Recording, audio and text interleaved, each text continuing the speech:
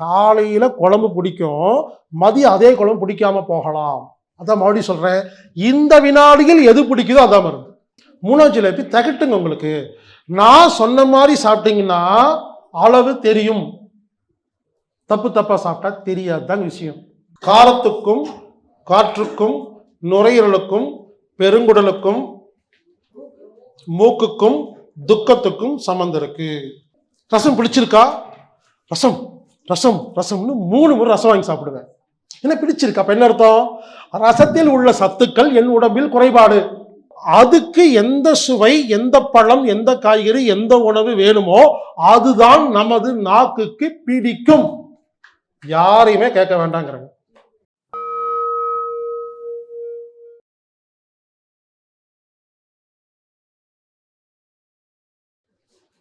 புளிப்புக்கும் ஆகாயத்துக்கும் கல்லீரலுக்கும் கண்ணுக்கும் கோபத்துக்கும் சம்பந்தம் இருக்கு. உப்புக்கும் நீருக்கும் காதுக்கும் சிறுநீரகத்துக்கும் யூரினரி பேலருக்கும் பயத்துக்கும் சம்பந்தம் இருக்கு. காலத்துக்கும் காற்றுக்கும் நுரையீரலுக்கும் பெருங்குடலுக்கும் மூக்குக்கும் துக்கத்துக்கும் சம்பந்தம் இருக்கு. இனிப்புக்கும் இறைப்பைக்கும் மண்ணீரலுக்கும் உதட்டுக்கும் கவலைக்கும் சம்பந்தம் இருக்கு. கவலை மகிழ்ச்சி வந்தா சரியாயிரும், கவலை வந்தா நோய் வந்துடும், பயம் வந்தா கிட்னி ஃபெயிலியர் ஆயிரும், தைரியம் வந்தா சரியாயிரும். நான் சொன்னதெல்லாம் நெகட்டிவ், அதுக்கு ஆப்போசிட் வந்தா குணமாயிரும். கசப்பு துவர்ப்புக்கும் நெருப்புக்கும் இருதயத்துக்கும் இருதயத்தின் மேல் உரை பெரிகார்டியத்துக்கும் சொல்ல மாட்டாங்க, இருதயத்தின் மேல் உரைக்கும் இருதயத்துக்கும் இருதயத்தின் மேல் உரைக்கும் சிறுகுடலுக்கும் நாக்குக்கும் பதற்றத்துக்கும் சம்பந்தம் இருக்கு. எல்லாம் வந்துருச்சுங்களா? 6 சுவை. இப்ப கிளைமேக்ஸ் இங்க பாருங்க. இது தெரியாத டாக்டரால தான் நமக்கு இவ்வளவு பிரச்சனைங்க. நல்லா கவனிங்க. இது வரைக்கும் பேசுறது தியரி, பிராக்டிக்கல். இப்ப என்ன பண்ணணும்? ஒரு தத்துவம் சொல்றேன், தத்துவத்தை மட்டும் மனப்பாடம் பண்ணிக்கங்க. நமது உடம்பில், பொறுமையா சொல்றேன், ஜஸ்ட் கவனிங்க. முதல்ல எழுதாது, முதல்ல கவனிச்சுட்டு அப்புறம் எழுதுங்க. நமது உடம்பில் எந்த உறுப்பில் எந்த வியாதி இருக்கிறதோ, எந்தெந்த சத்து குறைபாடு இருக்கோ, எந்த பஞ்சபூதம் வீக்கா இருக்கோ, அதுக்கு எந்த சுவை, எந்த பழம், எந்த காய்கறி, எந்த உணவு வேணுமோ அதுதான் நமது நாக்குக்கு பிடிக்கும். யாரையுமே கேட்க வேண்டாங்கிறாங்க. இவ்வளவுதாங்க, சிம்பிள்ங்க. இப்ப என்ன பண்ணணும்?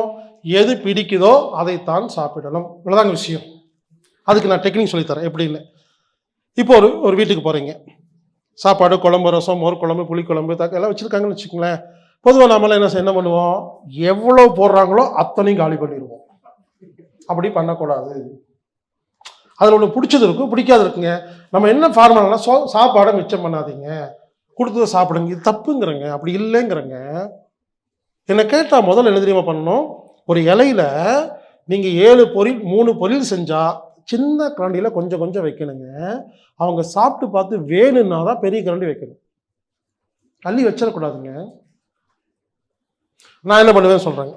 ஒரு வேளை நான் ஒரு விருந்துக்கு போகிறேன், இலையில நிறைய கூட்டு பொரியல் வச்சுருக்காங்கன்னு வச்சுங்களேன். நான் சாப்பிடும்போது பாருங்கள், இதான் ஃபார்முலா. நான் என்ன பண்ணுவேன்னா, முதல்ல வச்சிருக்கிற எல்லாத்தையும் கொஞ்சம் கொஞ்சமாக எடுத்து நாக்கு கிட்ட கேட்பேன். ஒரு வடை இருக்கு, கொஞ்சமாக பிச்சு வைப்பேன். அந்த நிமிஷத்தில் எனக்கு பிடிக்கலையா, வடை எடுத்து முதலே வச்சிருவேன், அதை சாப்பிட மாட்டேன். முட்டைக்கோஸ் போட்டு சாப்பிட்றேன், பிடிச்சிருக்கா மொத்தத்தையும் காலி பண்ணுவேன்.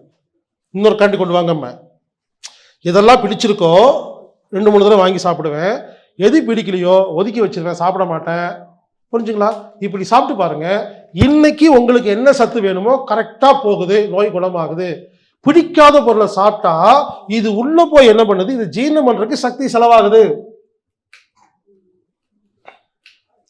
நான் என்ன பண்ண வந்துறீங்களா? சாப்பாடு இருக்கு இல்லையா, பாருங்க, நல்லா கவனிங்க. முதல்ல குழம்பு இருக்குன்னு வச்சுங்களேன், 1 கரண்டி 1/2 கரண்டி ஊற்றி கொஞ்சமாக குழம்பு பிணைஞ்சு சாப்பிட்டு பார்ப்பேன். எனக்கு குழம்பு பிடிக்கலையா, அதை உரமா வச்சுக்கிட்டு ரசம் வாங்கிடுவேன். ரசம் பிடிச்சிருக்கா, ரசம் ரசம் ரசம்னு 3 முறை ரசம் வாங்கி சாப்பிடுவேன்.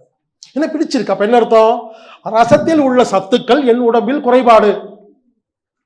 ஒரு கான்செப்ட் சொல்றேங்க, நமக்கு என்ன குறைபாடோ அது எங்க நிறைய இருக்கோ அது நமக்கு பிடிக்கும். இப்ப ரசம் பிடிக்கலைங்க, மோர் குழம்பு வாங்குவேன். புரிஞ்சுக்க, மாத்திட்டே இருப்பேன். கடைசியில் எனக்கு தயிர் தான் பிடிச்சிருக்குன்னா தயிர் மட்டும் சாப்பிட்டு எந்திரிச்சிருவேன். அப்போ இன்னைக்கு எனக்கு என்ன வேணுமோ நான் கொடுத்துருக்கேங்க, நான் சாப்பிட்டது மருந்து. பிடிக்காத குழம்பா 2 வாய் சாப்பிட்டீங்கன்னா அது உள்ள போய் ஜீரணமாகாம அது குழப்பி அது மலமா போய் ஏங்க தொந்தரவு? புரிஞ்சுங்களா? பிடிச்ச உணவு தான் மருந்து, பிடிக்காத உணவு கழிவு. இப்படிதான் ஒரு வீட்டுக்கு போய் என்ன பண்ணிட்டேன், குழம்பு ஊற்றுனாங்க, எனக்கு வேண்டான்ட்டேன். சாப்பிட்டு பார்த்தா பிடிக்கல. ரசம் பிடிச்சிது, 3 முறை ரசம் மட்டும் சாப்பிட்டு வந்துட்டேன். அதே வீட்டுக்கு ஒரு 6 மாசம் கழிச்சு வேற ஒரு விஷயமா போறேன், ரசம் மட்டும் தான் வச்சிருக்காங்க. ஏன்னு கேட்டேன், போன தடவை வந்து நீங்க எதுவுமே சாப்பிடலீங்க, ரசம் மட்டும் தான் சாப்பிட்டீங்க. இப்ப பார்த்தா ரசம் எனக்கு பிடிக்கல. புரிஞ்சுக்குங்க, காலையில குழம்பு பிடிக்கும், மதியம் அதே குழம்பு பிடிக்காம போகலாம். அதான் மறுபடியும் சொல்றேன், இந்த வினாடியில் எது பிடிக்குதோ அதான் மருந்து. உடம்பு மாறிட்டே இருக்கும், தேவைகள் மாறிட்டே இருக்கும். புரிஞ்சுக்குங்க, பிடிச்ச உணவை சாப்பிடுங்க, பிடிக்கலன்னா சாப்பிடாதீங்க, அவ்வளவுதாங்க. ஒரு பேக்கரிக்கு போறீங்க இல்லையா, அங்க பாருங்க, உளுந்து வடை, பருப்பு வடை, பிரெட் பஜ்ஜி, மசால் போண்டா, முட்டை போண்டா, மிளகா போண்டான்னு ஒரு 8-9 ஐட்டம் இருக்கா இல்லையா? இந்த நீங்க போய் ஆராய்ச்சி பண்ணுங்க, எல்லாம் புரிஞ்சிடும் உங்களுக்கு. அவங்க இன்னும் வெறிச்சு பார்த்துக்கிட்டே இருங்க. நீங்க பார்க்கறது யாருக்கும் தெரியக்கூடாது, சும்மா ரகசியமா பாருங்க. ஏங்க அங்க எல்லாம் இருக்கு இல்லையா? ஒருத்தர் வருவாருங்க, உளுந்து வடைன்னு வாங்கி ஒன்று சாப்பிட்டு போயிடுவாருங்க. இன்னொருத்தர் பருப்பு வடை சாப்பிடுவாருங்க. ஒவ்வொருத்தரும் வேற வேற சாப்பிடுவாங்க. அவங்கள போய் கேட்டு பாருங்களேன், உளுந்து வடைக்கு பொதுவாக மிளகா போனா எனக்கு பிடிக்காது, வேண்டாமா. அப்போ புரிஞ்சுக்குங்க, ஒவ்வொருடைய எனர்ஜி வேற, தேவை வேற. அப்போ அவங்களுக்கு அந்த போண்டா செட் ஆகுதா இல்லையா? உங்களுக்கு உளுந்து வடை பிடிக்குதுன்னு வாங்கிட்டு வந்து வீட்டில் கொடுக்காதீங்கன்னு சொல்ல வர, அதான் சொல்றேன். உங்களுக்கு பிடிச்சா நீங்க சாப்பிடுங்க, அவங்களுக்கு என்ன வேணும்னு கேட்டு வாங்கி கொடுங்க. பல பேர் அப்படிதான், தனக்கு பிடிச்சதை கொண்டு கொடுத்து டிஸ்டர்ப் பண்ணுவாங்க. ஒரு தடவை பிடிக்கலன்னா வாழ்க்கை ஃபுல்லாக வாங்கி தர மாட்டேன். அன்னைக்கு பிடிக்கலன்னு சொன்னேன். புரிஞ்சுக்குங்க, இங்கதான் சொல்ல வரேன். வெள்ளை சக்கரை கொடுத்தீங்கன்னா அடிக்ஷனா திரும்ப கேட்பாங்க. நீங்க வெள்ளை சக்கரை நிறுத்திட்டு பனங்கருப்பட்டி பஞ்சாமிர்த தேன்ல கொடுத்து ஒருவேளை பிடிச்சு சாப்பிட்டா நல்லதுங்கிறாங்க. அது நல்லது, சாப்பிடலாம். அவங்களுக்கு அதான் வேணா கொடுங்க. ஆனா நல்லா கவனிங்க, இங்க முக்கியமான விஷயம், மென்னு கூழ் மாதிரி அரைச்சு சாப்பிட்டா தான் அளவு தெரியும், நீங்க முழுங்கன்னா தெரியாது. ஃபார் எக்ஸாம்பிள்ங்க, ஒருத்தர் இருக்கிறாரு, 8 ஜிலேபி வச்சிருக்காங்க. ஒருத்தர் வாயில போடுறாரு, அப்படி முழுங்குறாரு, மெல்லாம சாப்பிட்றாரு. 8 ஜிலேபி சாப்பிட்டாலும் போதுங்கிற திருப்தி வராதுங்க. இது நான் இருக்கிறேன், ஒரு ஜிலேபி வாயில போடுறேன், நல்லா மென்னு சாப்பிட்றேன், ரசிச்சு சாப்பிட்றேன். 2வது 3வது தொட முடியாதுங்க. 3வது ஜிலேபி தகட்டுங்க உங்களுக்கு. நான் சொன்ன மாதிரி சாப்பிட்டீங்கன்னா அளவு தெரியும், தப்பா சாப்பிட்டா தெரியாதுதான் விஷயம். புரிஞ்சுக்குங்க, ஒரு வீட்டுக்கு போறீங்க, காலையில தக்காளி சாப்பாடு கொடுக்குறாங்க, உங்களுக்கு ரொம்ப பிடிச்சி போச்சு, என்ன பண்ணுவீங்க? தக்காளி சாப்பாடு சூப்பர் வந்துடுவீங்கல்ல. புரிஞ்சுக்குங்க, ஓகே.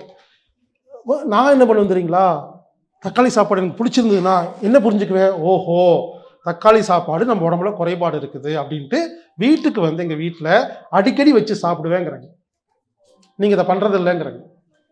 எது பிடிச்சிருக்கோ அதை அதிகமாக சேர்த்திட்டிங்கன்னா நோய் குணமாகும். ஒன்று சொன்னால் ஆச்சரியப்படுவீங்க, உங்களுக்கு தக்காளி சாப்பாடு தான் பிடிக்குதுன்னா 3 நேரம் சாப்பிட்டாலும் சாப்பிடுங்க, தப்பு இல்லைங்கிறாங்க. அவ்வளோ தேவைப்படுதுங்க உங்களுக்கு. ஏன் தெரியுமா? ஒரே பொருள் சில பேருக்கு தேவைப்படுது, நீங்க ஒரே வேலையை செய்றீங்க. ஒருத்தர் சமையல் ரூம்ல வேலை செய்றாங்க, ஹீட் வருதுங்க, அப்ப அவருக்கு ஒரு பொருள் பிடிக்குதுன்னு வச்சுக்கலாம், ஏன் டெய்லி சாப்பிட்டா என்னன்னு கேட்கறாங்க. நம்ம செட் பண்ணி வச்சிருக்கோம், டெய்லி சாப்பிடக்கூடாது, அப்படி இல்லைங்கிறங்க. எனக்கெல்லாம் உங்க வீட்டில் கூட்டிட்டு போயிட்டு 3 நேரம் ரசம் கொடுங்க, நான் சௌக்கியமா சாப்பிட்டு சந்தோஷமா இருப்பேங்க. இப்படிதான் சவுதி அரேபியா போகும்போது ஒரு நண்பர் ஒருத்தர் ப்ரோக்ராம் ஆர்கனைசர் என்னை சந்தோஷப்படுத்துறதுக்கு பெரிய ஒரு பஃபட் சிஸ்டம் கூட்டிகிட்டு போயிட்டாரு.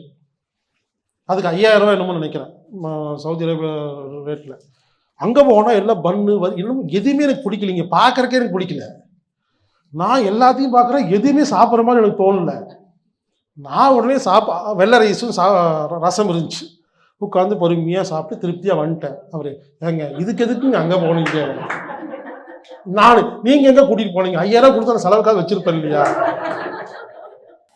பல பேர் அப்படிதாங்க. என்னை சந்தோஷப்படுத்துறதுன்னு சொல்லி